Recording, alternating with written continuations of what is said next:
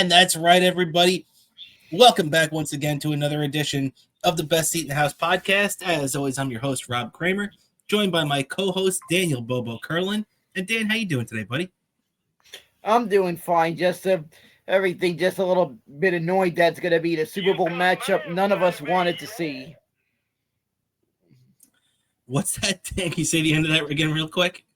Yeah. I'm sorry about that. I got distracted because someone forgot that someone forgot I was filming at this time because of a text, and I forgot to silence the phone. But anyway, it's a Super Bowl matchup we did not want to see. Yeah, man. We definitely are going to be talking about the Super Bowl today.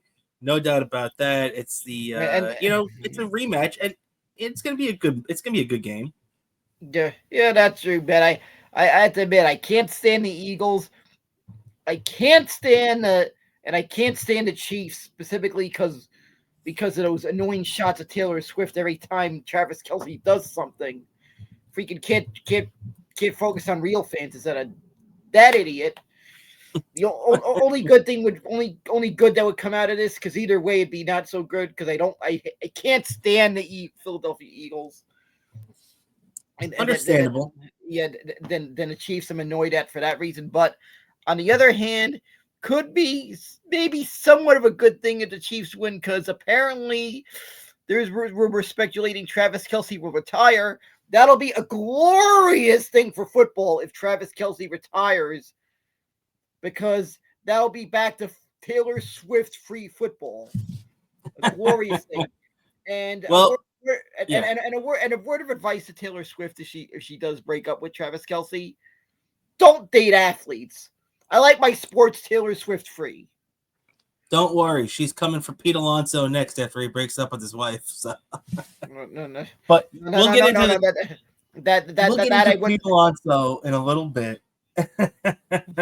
And apparently there is a door open to Pete coming back, so we'll talk about that in a sec. But while we're talking about it, let's just stick with the Super Bowl, Dan. A couple of big championship games this past weekend. It was Championship Sunday around the NFL, as the final four teams were left standing, and it was the Kansas City Chiefs playing the Buffalo Bills in the AFC, and the Philadelphia Eagles taking on the Washington Commanders in the NFC. And let's start it off with the Eagles and Commanders, Dan, because by the way, if you want to hear our instant reaction to that, you can check it out on our Patreon, patreon.com/Best Seat in the House podcast, where we do our football post-game shows and everything. But just to give a little taste here, Dan, I think that the Eagles are just such an extremely talented team, and the best thing for them right now is that they don't have to ask Jalen Hurts to be the hero. They could just sit back and ride Saquon Barkley into the sunset, and that's basically what they've done so far. Saquon had just another incredible game in the NFC Championship game. He had a 60-yard run on his first handoff. He had another 70-plus yard run at one point. The guy is just on a different level right now, and playing behind that, that stacked Philadelphia Eagles, offensive line that doesn't even have Jason Kelce anymore. He's producing at a level we've never seen, at least recent memory, for any running back. Dan, what do you think about what he did, and how the Eagles dropped 55 on the Commanders too? That was just like it was like an overmatched game. It looked like the Commanders looked overmatched, and it showed there. And that was like not much of a game there. It was pretty much, I feel like by the time the second half, that game was decided. It felt the only time it even got kind of close again was right after the first the second half started. They punched it in to make it 34-15. And the only time it even felt close after that was when the Commanders responded and got the touchdown and the 2-point conversion to make it 34-23. Still an 11-point game, a 2-score game, so it's still not really all that close. But then after that, man, those last, it was like bing, bang, boom. And the Philadelphia Eagles just went for the knockout shot, 3 touchdowns late to seal this thing. Yeah, exactly. And unfortunately, one of my coworkers subjected me to the one thing I did not want to hear when I woke up at work. When I walked in, I'm about to load the truck, about to begin loading the truck. Um, I'm hearing him. I'm hearing the coworker at a couple of trucks down from me just walk up to me and start singing "Fly Eagles Fly," and I just wanted to just say, "Make it stop!" It was like that Nicholas Cage, not the bees, not the bees. unless That's what I felt like having to hear him sing that. unless Ron Bennington is singing "Fly Eagles Fly," I don't want to hear anybody from Philly singing "Fly Eagles Fly." Yeah, exactly. Maybe I'll let Ron Bennington get away with it. Maybe in exchange for a discount of maybe some couple of Ronnie B cupcakes, and I'll let him do that all he wants. There we go. Now you're thinking. Shout out to the great Ron Bennington, by the way. Yeah. And I can tell you those cupcakes are freaking good stuff. I don't know if you've ever tried a Ronnie B cupcake. I have at Molly's Cupcakes in the city. Be sure to check it out. The Ron Bennington. If you're a fan of peanut butter, you'll be a fan of the Ron Bennington. Yep, that's for sure. I got that one I liked, and another cupcake I like there.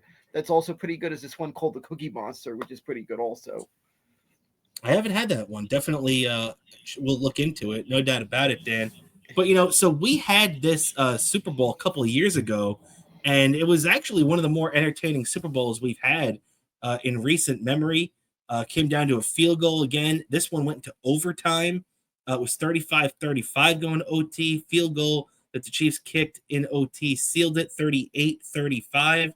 Dan, I mean, this is sure to be another great game. 14-3 Eagles in the regular season, 15-2 Kansas City Chiefs team. These are two teams that excelled in the regular season and then took their games to an even bigger level in the postseason and the playoffs, and then even in the championship game. That AFC championship game with the Bills. Let's talk about that real quick too. That was a hell of a game too, man. I mean, this is one of the games. It was a back and forth affair. It ends up coming down once again to a field goal, like we were just talking about in the previous Super Bowl these teams played in. But this AFC championship game, the Chiefs and the Bills, you got to give it to the Bills, but they were, once again, Andy Reid had a better day out there than Sean McVay, the Bills head coach. Andy Reid outcoached him. That was a big thing in the game. The Bills end up going out there and, they had a 22-21 lead late. They weren't able to hold on to it. And it was just one of those things where, as a Jets fan, I was loving it. I'm sure a lot of fans around the league were not happy and were rooting for the Chiefs, a.k.a. the Kansas City Taylor Swifts, to lose. But as a Jets fan, nothing made me happier that the one thing we still have up on the Buffalo Bills is that the Jets got a ring and the Bills don't. Oh, hold on, Dan. Your mic cut out. Could you say it one more time?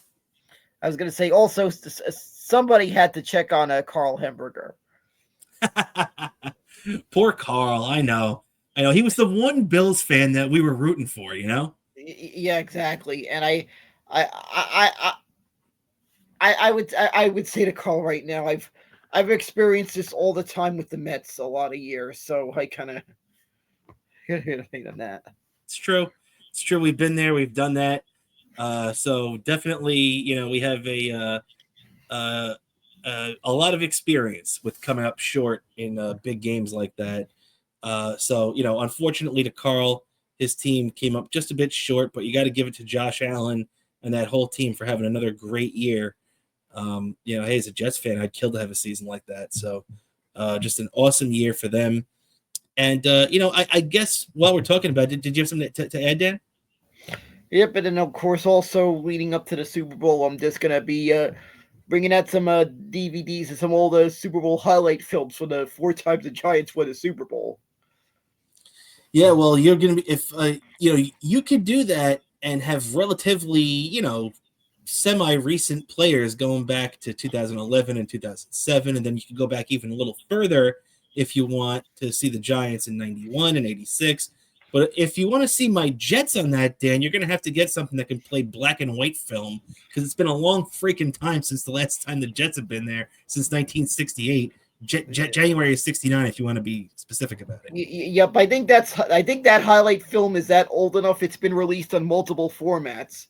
Probably out on Blu-ray, but was first released on reel to reel back in the day, probably. Yeah, exactly. But probably eventually made its way to VHS, whatever, Betamax, whatever they did, and but it made its first probably first released on reel to reel back in the day.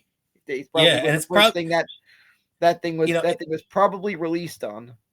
And it's probably like the episode of The Simpsons where they had the oldest Itchy and Scratchy cartoon, and as soon as they put it in the thing to play it, it burst into flames. That's kind of what it would be like if the Jets did it too, you know? Yeah, exactly. Exactly. That's probably what it looked like. Speaking of, I saw some.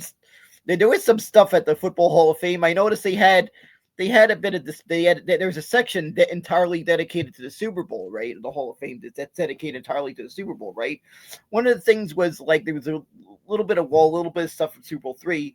Was the lunchbox that was given to the press, and this thing looked so trippy. This lunchbox that I guess the press or something was given. This thing looked so 60s trippy. The design, it was like, I swear, I think I swear I may have felt felt like I did 60s acid, even though I didn't. But the way this lunchbox looked that was given to the press that I saw looked very trippy. I can tell you that the way it looked. Well, the lunchbox probably came with a side of either acid or Quaaludes with it too, or something like that. You know? Yeah. Yeah, something like that. The way this thing looked, and they actually had if you're there, you'll actually see this. They actually had the actual I guess whatever projector that the coach used back in the day for when they're reviewing films. You know, when a team's reviewing film, they actually had that. They actually had that was used during that time. Very cool. Very cool. I could tell you, it'd be overload some of the stuff some of the hundreds of years of football history that museum had. Yeah, oh, no doubt about it, man. And if you want to see, actually, we have a whole video up on our Patreon of Bobo at the NFL Hall of Fame. So make sure to check that out because that's a really great video. Yeah, it is. And also, speaking of Hall of Fame, hopefully by not this Friday, but the following Friday, we'll get the official word Eli Manning will be introduced in the hall as the newest Hall of Famer. And you know the weird part about that? Eli Manning could be introduced as a Hall of Famer prior to the Super Bowl. At the same time, he'll be able to be congratulated by one of his former teammates of all people. Because who's that? Saquon Barkley. Saquon, that's true. That's true. I forgot they did cross over for a year there. Yeah, for at least 2 years they were teammates. So there's a good chance that he probably could be congratulated. One of his former teammates could be congratulating him on being one of the newest inductees. And that'll really, and also will make me really feel old seeing Eli Manning be in the Hall of Fame. Yeah, this is definitely true. That's 100% true. And it's extra making me feel old. The news that David Wright's number being retired by the Mets also. It's another thing that's making me feel old. Yeah, David's number's going up, which I don't know. I have mixed feelings on, but we can get into that. I love David Wright, but I think the Mets are really retiring way too many numbers at this point. Yeah. I do agree. Of course, I do have to say, I think we can both agree he did deserve the Mets Hall of Fame induction. Which is no doubt about it. He absolutely deserves the Hall of Fame. That's a slam dunk. You're right about that. But we can always get to that at a later date. Let's keep it to some football here.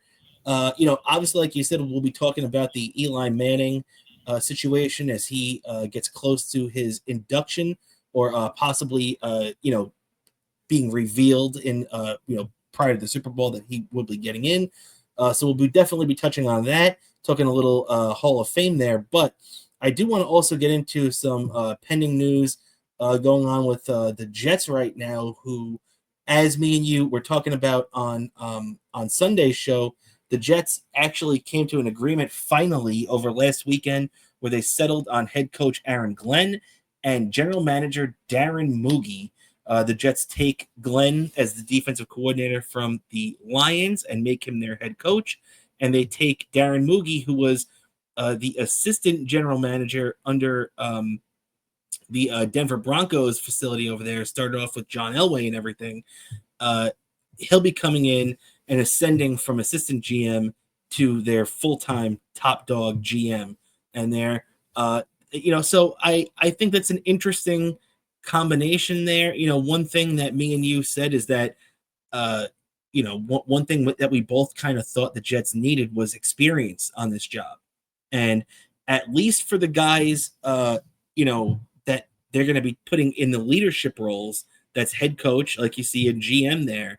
These are two guys that have never done it before. Now, I like Aaron Glenn a lot. I've really warmed up to the idea of Aaron Glenn as head coach. In a lot of ways, it kind of almost reminds me of Carlos Mendoza, where, I wasn't really blown away by Mendoza as a manager at first for the Mets, but then I kind of warmed up to it a little bit. The more I see and the more I got to know the guy.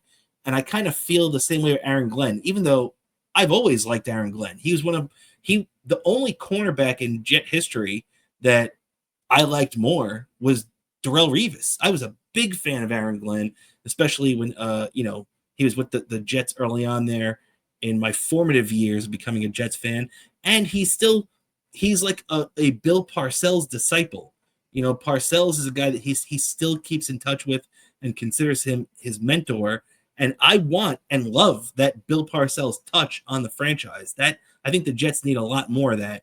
And Aaron Glenn, I don't know much about Darren Moogie. I can't sit here and tell you I know anything about the guy. So I don't know much about him. But Aaron Glenn, I feel like, and we'll get to one of his hires in a second because we got breaking news. But I do think, Dan, that I like Aaron Glenn here. And, the Parcells thing, I like that a lot too. But a lot of it's going to come down to the coaches that he hires on his staff. He has to hire a good staff. If he goes out there and, half-asses it and the Jets cheap out, this isn't going to work. But if he hires a good staff, the Jets are going to be in good shape.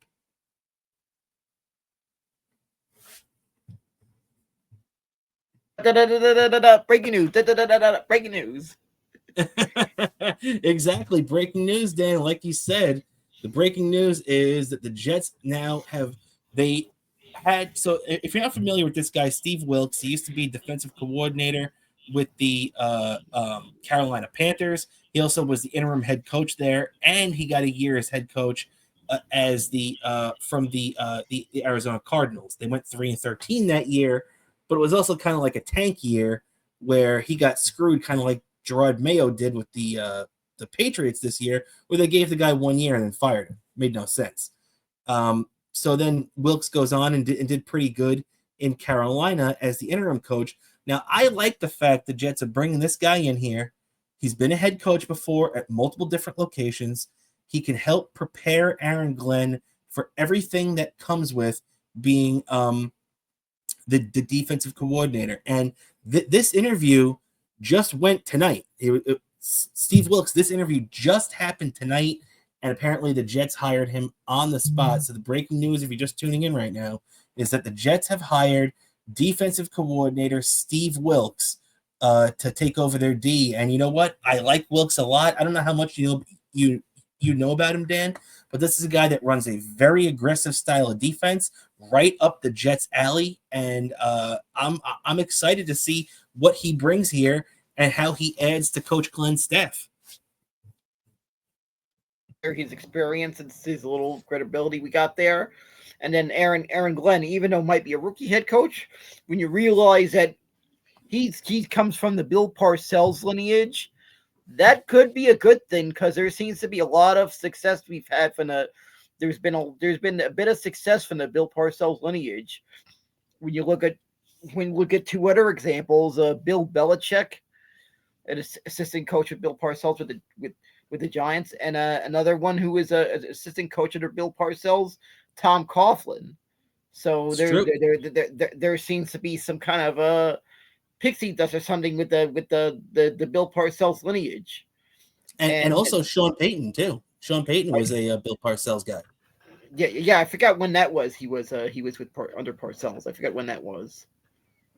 Yeah, I forget too, but I know he's a Parcells guy though. Yeah, yes, another. So I guess we could say three of them. Another one that has a championship and the pedigree under his belt, Sean Payton. So there's a lot to say about the Bill Parcells lineage. Yeah, man, no doubt about it. That Parcells tree speaks for itself with the guys that you just mentioned and the success that they've had. So, I'm a big fan of Aaron Glenn coming in. It's not if I was running the Jets franchise, it's probably not the way I would have gone. Well, then again, I probably would have tried to go for Vrabel, and that wouldn't have worked because we saw what happened with New England. So there's a good chance that maybe I would have gone with Aaron Glenn, because even though I didn't want to go with a guy with no previous experience, that wasn't the only thing. There's a lot of things about Aaron Glenn that I do like and that I'm willing to get behind. And look, I'm a Jet fan. I just want to win.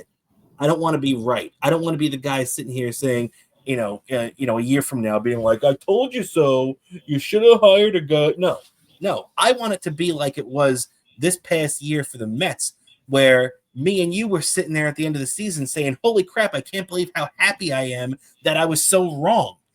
You know what I mean? That's what I want to be. I have no problem being wrong.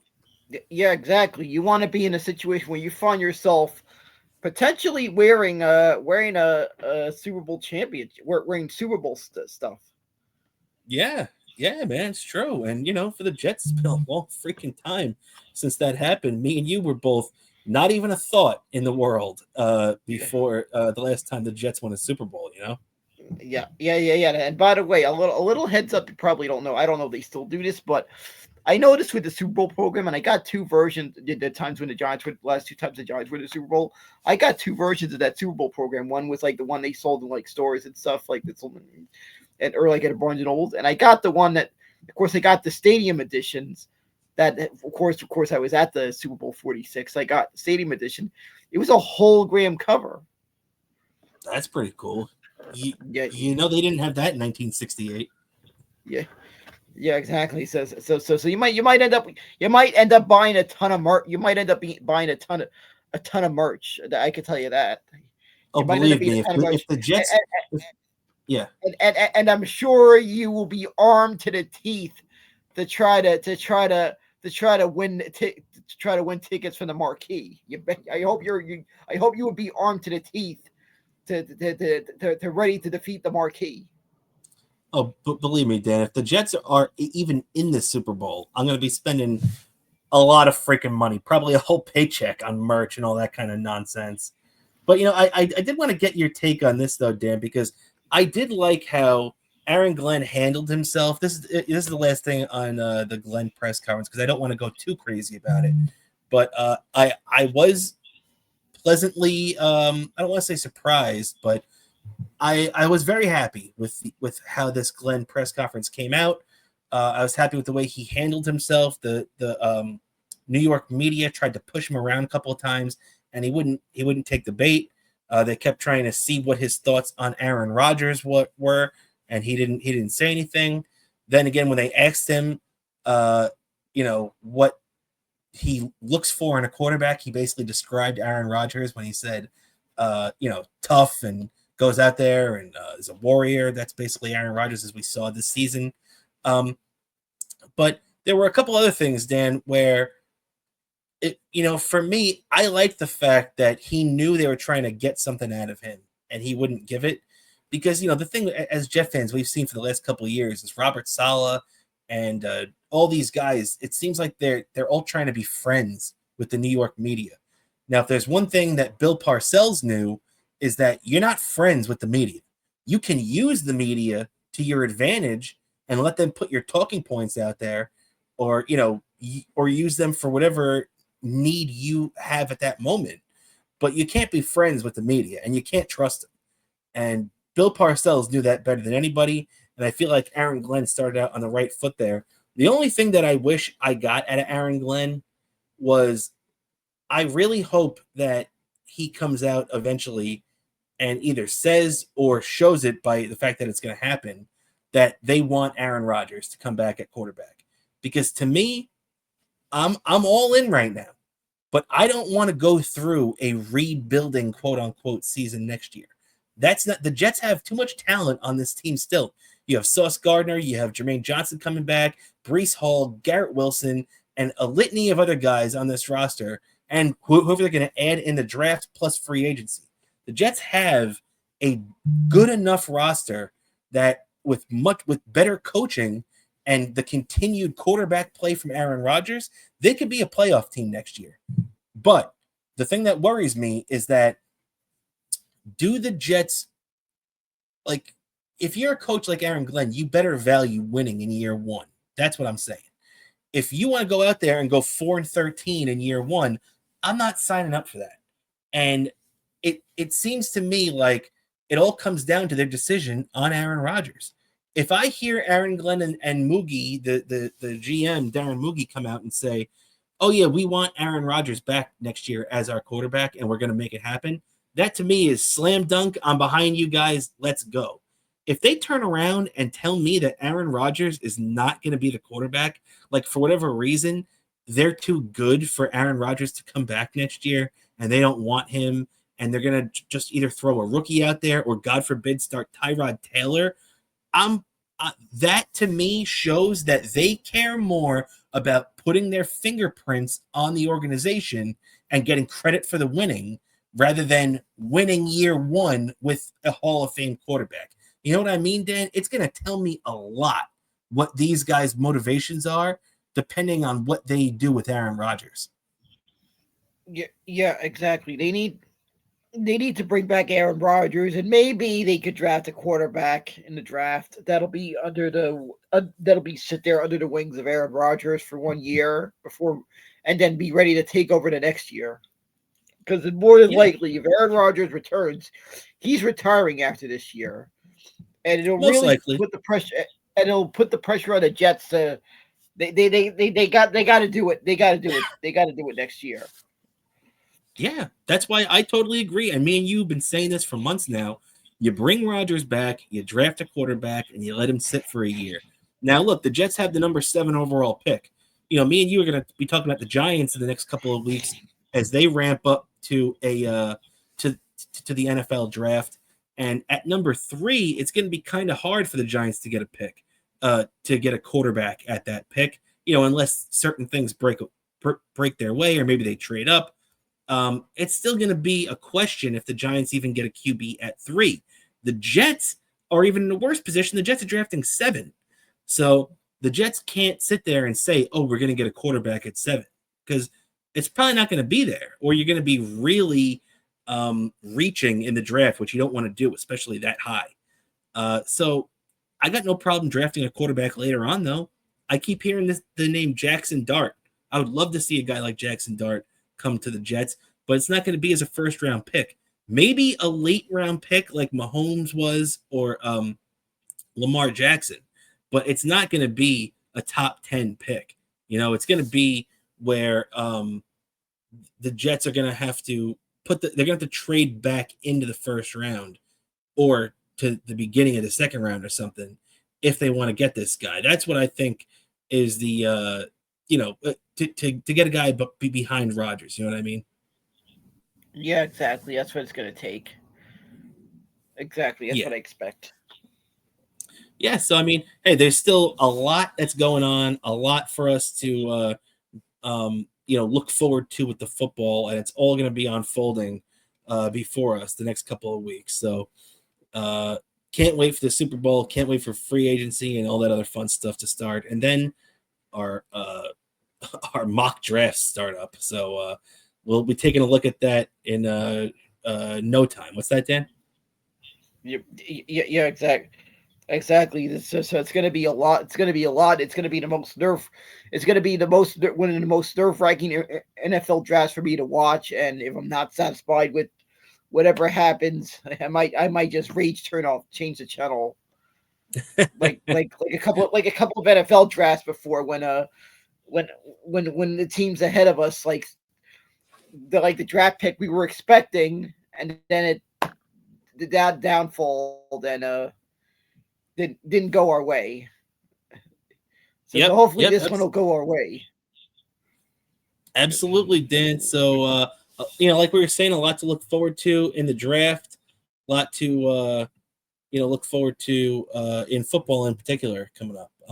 I did want to get into some other real quick baseball hot stove notes, Dan, because I was a big fan of this move that was just announced earlier today. The Mets have re-signed right-handed relief pitcher Ryne Stanek. Stanek did not have a great regular season last year prior to getting traded to the Mets, but he really stepped it up in the postseason and got a lot of big outs. It's a big plus bringing this guy in too. And I'll let you respond to this, Dan, too, and then I want to tell you why it's even a better thing that Ryne Stanek is back. So, what do you think of this deal? I think this was definitely a move that the Mets had to make. The guys done a he's came through for us last year and probably hopefully will come through for us this year. It's definitely a key move. Shores up the bullpen. That gonna get us some key outs hopefully. Yeah, no doubt about it. The Mets needed to shore their bullpen up, like you said, and there were a couple of names that were rumored to go into the back end of the Mets bullpen. With obviously they added Minter, the lefty from the Braves, which is a big pickup, and we talked about last week. Love that move. Obviously, you got Diaz there already, and then you add Stanek to the back end of that pen too. Really like Stanek there, fitting in with those guys. Another guy who had been talked about, who would have come in at a much higher price tag, is Kenley Jensen, the former closer for the Los Angeles Dodgers. He closed last year for the Boston Red Sox as well, had a pretty decent season. Kenley Jensen was apparently on the Mets' radar, but the Mets right now are trying to be smart about their money, and I understand that right now. The Mets sit probably about the high 200s right now, 260, 270 range probably. They're projected to be in the low 300s for payroll, and let's not forget the payroll, the salary cap number this year for Major League Baseball is $301 million. So the Mets are trying to stay under that number as much as they can, or not go over it by that much. Now, the whole reason I'm bringing this in right now is because it comes back to our boy, Pete Alonso. Because from what I was just reading prior to us going on to Andy Martino, who's usually pretty up on these things, Andy Martino and John Heyman reported too that the door is still open for the Mets and Alonso. Negotiations have apparently reopened in the last day or two, and Alonso, the word is, desperately wants to come back to New York. He's apparently not even taking any other calls from any other teams at the moment. And a big reason why this factors into us talking about Ryne Stanek and Kenley Jensen is because of the $301 million salary cap. What Andy Martino was saying is that if the Mets completely ruled out Pete Alonso coming back, they would have gone after Kenley Jensen and probably guaranteed him $10+ million. It probably would have been in the $11 to $12 million a year range. Because they decided to not go that route, they got Ryne Stanek on a cheaper contract with the eye towards potentially bringing Pete Alonso back. Now, look, I would have liked to have Kenley Jensen in the Mets bullpen next year. But if you had to tell me that the choice was between either Kenley Jensen in the Mets bullpen and no Pete Alonso, or Pete Alonso at first and Ryne Stanek in the pen, I'll take this one every day of the week. I think the Mets made the right choice. Yeah, exactly. They made the right choice, especially if Pete Alonso comes back. I can tell you that. This was a must. I can tell you that. And I just have a feeling that Pete Alonso is going to return. And I have a feeling I'm going to find out while watching him at spring training game. I What are you just gonna find have out? a yeah. I just have a feeling it's gonna be while watching him at spring training game. That's where I have a feeling Oh, you I'm think gonna it's gonna find go out. that? Dan, I'm telling you right now, it's not gonna be that long because Yeah, if it drags on into that, I think the Mets are having patience right now. But if we're going another month into it, I don't think Pete Alonso comes back. If we're talking about this on February 28th or March 1st, that Pete Alonso is still not signed, I don't think we're going to get him back. yeah. I so I guess maybe there's a possibility. I guess then probably somewhere. Maybe I'm finding out this while I'm watching one of the lead up events to the date. I'm to the Daytona 500. Probably even right, even somewhere in the middle of the Daytona 500. I'll probably get word about this. Or how about you want to blow your mind even more? How about in a week or two, whenever that award show is for the NFL, you find out on the same day that Eli Manning's going to the Hall of Fame and Pete Alonso is coming home. Yeah, exactly. And it would be shades of the Daily News headline when remember just days leading up to I think maybe even the Friday before Super Bowl 42, the Giants were in Super Bowl 42, and it was probably the biggest news story of the Giants in the Super Bowl in New York. And all of a sudden, the Mets had acquired Johan Santana in a trade, and that was like the big headline. Yeah, you're right. You're right. February Yeah, 3rd, 2008. I'll never forget it. yeah. That grabbed a lot of attention in New York around the same time, the same weekend that a local team was in the Super Bowl. We all received word that Johan Santana. It could be something of that magnitude. Could be. That how it'd be a hard decision to what to put on the headline because you'll have two big news stories in New York: the Eli Manning potentially getting to the Hall of Fame and Pete Alonso returning to the Mets. That I personally would probably have Eli getting into the Hall of Fame on the Daily News, just because I want to have that in my collection, that Daily News from when he got inducted. Well, I'll tell you this, man. Let's hope we have that problem that we have to try to decide which story is the one to run with because that would definitely be awesome to choose from. Let's keep our fingers crossed. I think it's a foregone conclusion that Eli's getting in, but I hope and I pray that Pete Alonso comes back to the Mets because damn, they need him, right? Yeah, they need him, and I can tell you, I will be celebrating if he comes back to the Mets. I will be celebrating. Dan, how about this? And, How about this? I'm sorry to interrupt you, but how about this? Let's me and you right now make a pact. Let's if Pete Alonso re-signs and comes to the Mets, whenever it is, I mean, unless it's unless it's a situation where one of us can't do it immediately, we'll come on and do an emergency show, Pete Alonso signing, to celebrate Pete Alonso coming back. How about that? yeah, exactly. We will do an emergency episode of Pete Alonso comes back to the Mets. Yes, we'll Exactly. jump on, we'll do an emergency stream, and you will see us celebrating Pete Alonso returning to the orange and blue. Yeah, yeah. Exactly. And just because because the grimace commands it, something that of magnitude that the grimace does, he commands it. Get a shake and probably consume a shake on air. Exactly. It'll definitely call for that. And real quick before we move on, I did want to get to a little hockey and basketball, but before we wrap up here, but real quick just to wrap up on the Mets, Dan, I want to ask you: did you happen to see that just this past weekend? It was the Baseball Writers Association dinner that they have every year, where they give out the awards and everything. The Cy Young Award, the MVP, this and that, Gold Gloves, all that type of crap. But at this thing too, they did celebrate the 2024 OMG Mets, and they had a bunch of guys there, like Brandon Nimmo and stuff was there, and they even had the Grimace. So it was pretty cool to see the 2024 Mets even being recognized now. Yeah, exactly, and rightfully show the grimace. You gotta have respect for the grimace. Absolutely, man. Exactly. Absolutely. The grimace has a very mystique powers. I rub the belly of my grimace plush every time whenever I'm watching one of my favorite teams. I'll be doing that, and as always, the grimace plush is gonna show up at a opening day. He'll show up. That's right, man. And as they said, nothing can kill the grimace.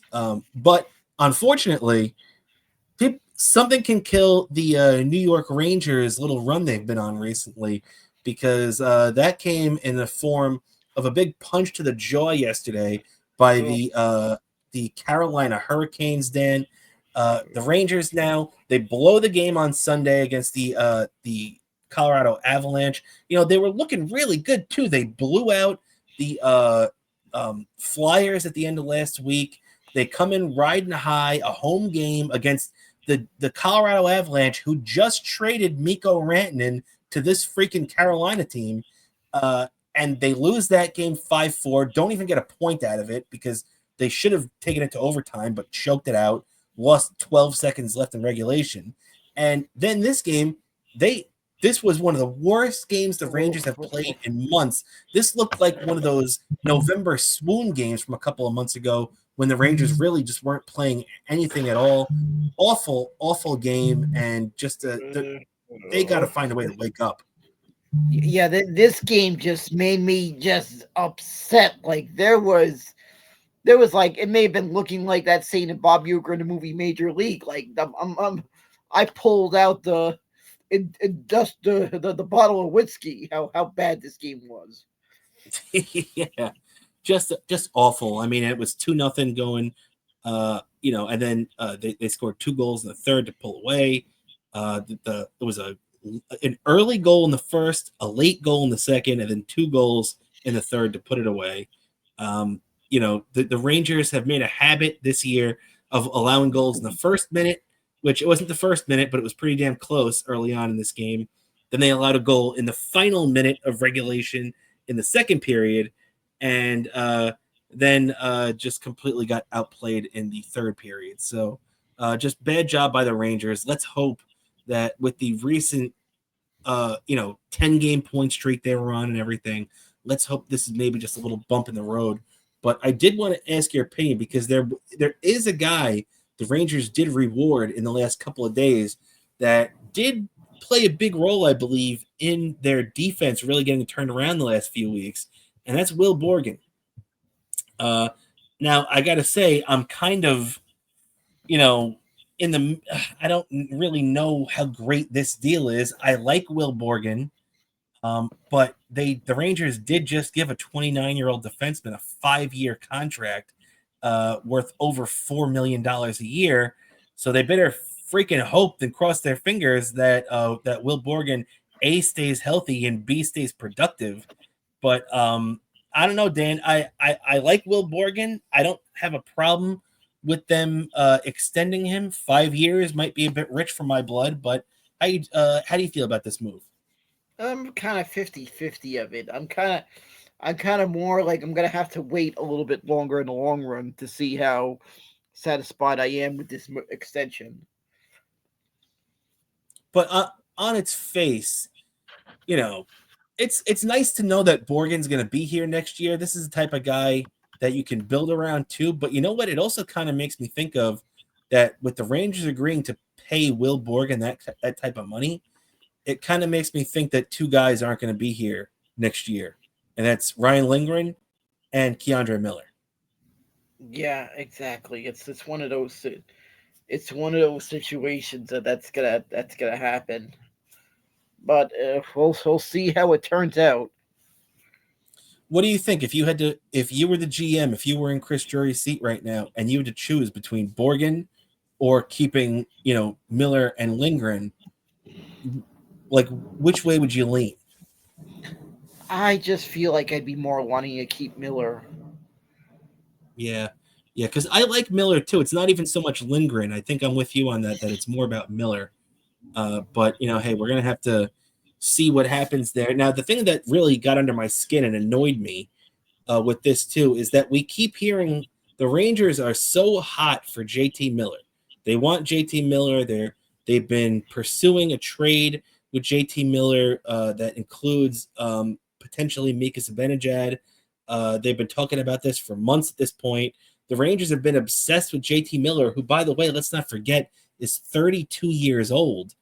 And then in the midst of it all, while the Rangers have been trading this guy and trading that guy and looking to trade everybody else, this trade goes down that really annoys me that Mikko Rantanen, one of the best players in hockey, he's a right wing, he's a sniper. This is a guy that scored over 100 points. He's had over 50 goals in a season. He's won a Stanley Cup.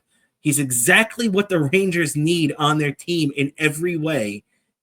And they don't have him, and they're trying to trade for a guy that's a regular season special, in my opinion, in JT Miller, that's never won a cup. I don't know, Dan.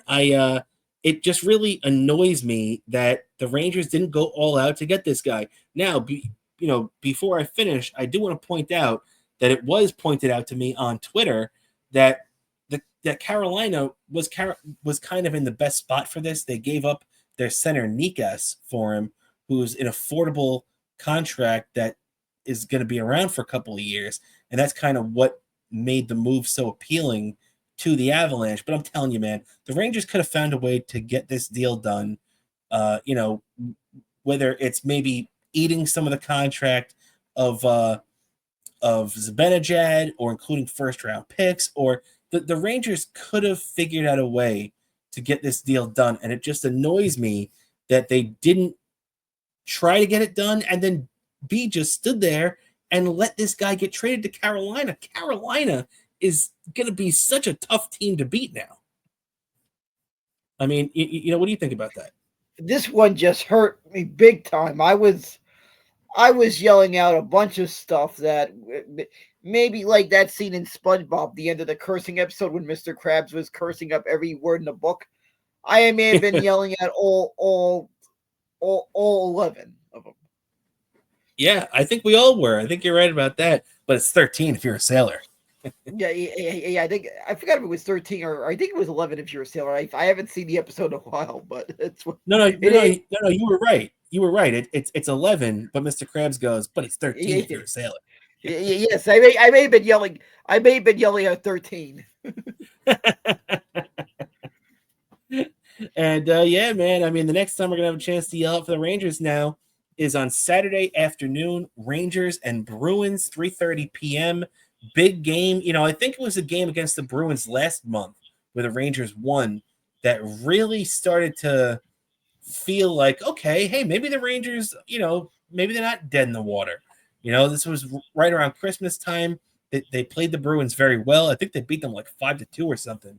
And, it showed that the Rangers still have a chance to compete with the better teams in the league, which the Bruins still are. And, we saw Igor play great. They got on a 10-game winning streak. And sure, they got kicked in the ass the last 2 games against 2 pretty good teams. But now it's time to pick the pieces up, go back to work. It's a matinee game, as they say out there in the Boston Garden. And what better way to get back on track than beating the Bruins up in Beantown? Yeah, exactly. And I expect to see the Rangers to win this game. Put up a good fight in this game. Yeah, no doubt about it, man. It's going to be interesting to see who they throw out there too. If they're going to go with Quick, who hasn't started since that loss to Colorado, and it'll be interesting to see who they run out there in the meantime. But either way, yeah, big game on Saturday. Looking forward to that. Hoping the Rangers can right the ship. Last couple of things here before we get out of here, Dan, about the Knicks now. As we are talking right now, the Knicks have tipped off in their game against the Denver Nuggets. Let's not forget the Nuggets are still a pretty damn good team. They just won a championship a couple of years ago. This is a team that you can't take lightly, even on the road. Knicks currently leading 12-6 real early on, just after tip-off in that game. So, let's hope that they keep things up. Knicks right now 31-16, going for 5 wins in a row. Denver is still good, 10 games over 500. So, like I said, you can't take them lightly. But you know what, Dan? The Knicks have been rolling lately. Last 2 games, they scored 140 points in each of them. First time they've dropped 140 plus in back-to-back games since the 65-66 season. So it's been a long time since they've had sustained offensive, production like that. Yeah, and I expect this is only going to be lead things to something this special. If you're seeing the Knicks reach highs that they haven't reached in years, something big's going to happen without a doubt. And I have a feeling they're gonna be very competitive in this game. I like that thought process. I like that. It's been a long time since they've done it, and that means something good's going to happen. I like that. I like that thought process, Dan. I'm with you on that. The Knicks' first championship only came a couple of years after that. So, the 69-70 season. So, let's hope that there's a championship right around the corner for us here with the Knicks. However, though, unfortunately, what's not right around the corner for the Knicks is the return of Mitchell Robinson, who Coach Thibodeau updated the press before the game, said he's still running and he's jumping, but he's still not cleared for contact. Dan, this is a major red flag to me. This has like one of those Mets injuries that lasts all year. Like me having flashbacks about, some of those DeGrom injuries and stuff like that, where you were just waiting and waiting and waiting and waiting for the guy to come back. And I don't know. I wouldn't bet. I would, if I'm the Knicks right now, I'm betting on Mitchell Robinson not playing more so than he is playing, because this is a guy that we were told was going to be back at Christmas. We're more than a month after Christmas now. We're about to head into February. The Knicks' next game after tonight is going to be February 1st, and we still have not seen Mitchell Robinson active in a game this year. That's a major red flag to me, and that tells the Knicks I really hope that they're going out there and Leon Rose is looking to pick up some guys on this bench, because the Knicks' depth is still a problem. And even though they can get over it at time to time, if anything happens to any of their regulars, if anybody gets banged up and has to miss some time, that's going to severely impact the Knicks and their ability to win. And you can't sit back and just wait for a guy like Mitchell Robinson to show up. He's more likely than not going to. So the Knicks have to be proactive in addressing this, right, Dan? Yeah, exactly. They need to address something to make to fill that void that Mitchell Robinson. He's going to be it. All the inkling. I called it right on the money that this just screams him not coming back. I'm hearing this. He's coming back by Christmas. He says, I was pretty much like Skips in a regular show. Pretty much I've seen this before. Yup. As Yeah. as a Mets fan, and as all this other stuff, we've seen our teams say, "Oh yeah, he's coming back. He's coming back. He's coming back," but just keep pushing that timeline back. And more times than not, guys like me and you that have seen a lot of this, uh, you start to pick up that maybe he's not as close to returning as they're saying. Yeah, exactly. I've been through this so many times. I feel like we almost have the honorary doctorate degrees, which how much we get familiar with all these watching enough games, you get familiar with these injuries, and like yeah, like this, this amount of weeks he's going to be out, in this amount of weeks. Yeah, exactly. And Dan, I did want to show you this though, because you did bring it up. So I figure, screw it. It might stop the show cold, but what are you gonna do? It's it's our reaction with the the injuries.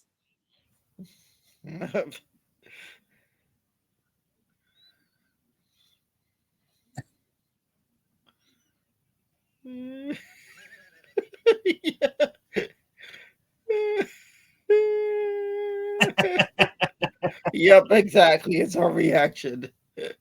Yeah. So I've seen this before. Yep, exactly. That's pretty much it with all these injuries we've seen with our teams. So we'll keep our fingers crossed for Mitchell Robinson and hope he joins the Knicks sooner rather than later, although we pretty much know it's probably not going to happen. Knicks next game, though, is going to be a big one. Knicks and Lakers, LeBron coming to town on Saturday. The Lakers, have stunk the last couple of years, but they're actually pretty good this year so far, 26-19 as we speak. So, big game at the Garden. The Knicks and the Lakers used to be appointment viewing, in the 90s and everything when both these teams were good, and especially right after Pat Riley went over there, or when Pat Riley came to New York from LA. There's a lot of different, there's a big history with these two teams, obviously the finals and everything.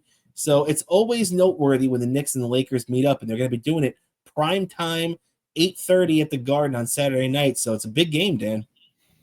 Yeah, exactly. So it's just definitely going to be appointment viewing. Hopefully you'll be able to just go out and just say to my to anyone I know out in the West Coast, East Side. Hell yeah, man. And you know what? I think that's as great a spot as anywhere to end the show this week. That's going to do it for us. We covered all the bases. Just as you said, Eastside, I do want to give a shout out to our buddy Eastside Dave. Check out his show, the Dave Mack Sports Program. Came out. He had our old friend Big A on there this week. So be sure to give them a view and check them out. Also, Dan, before we get out of here, do you have anything to plug for yourself? Sure. My Twitter, Bobo103NYC, as you see there. Also Instagram, the Bobo718DK, same username on Threads. Also my YouTube's one word, Daniel Curlin. Get 2 weeks access to my YouTube videos and all the people who subscribe to our Patreon. Also, don't forget, because this Sunday, the two weeks before the NASCAR season opener, the Daytona 500, there is going to be there's a little exhibition race going on at Bowman Gray in the Carolinas. 2 weeks before the NASCAR season opener, the 500. So because of that, you will see the return of Bobo's Trackside Minute. Absolutely. So be sure to subscribe to our Patreon if you want to check out Bobo's Trackside Minute.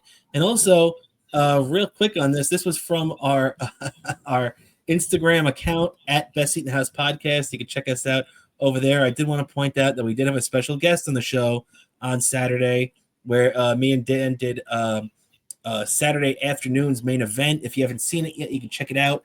It's under the live tab on our YouTube page. It's a live stream we did. Just a little show that we did together for the first time in the same room in a long time. But my dog Murphy, he came in and got involved in the action a little bit halfway through, and I think a lot of people enjoyed seeing that. Yep, exactly. Murphy looked like he just wanted to say hi to his Uncle Daniel. I don't blame him. I could not help but want to give the guy a hug when I saw him.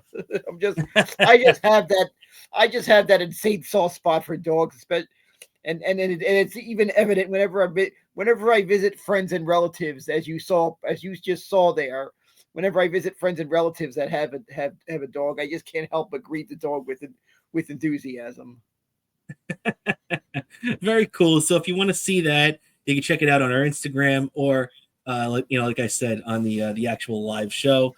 So yeah, that's going to do it for us today, everybody. Thank you so much for hanging out with us on another episode of Best Seat in the House podcast. As always, for my co-host Daniel Bobo Curlin, I'm Rob Kramer. This is the Best Seat in the House podcast, everybody. I will catch you next week. Have a great weekend, everybody. How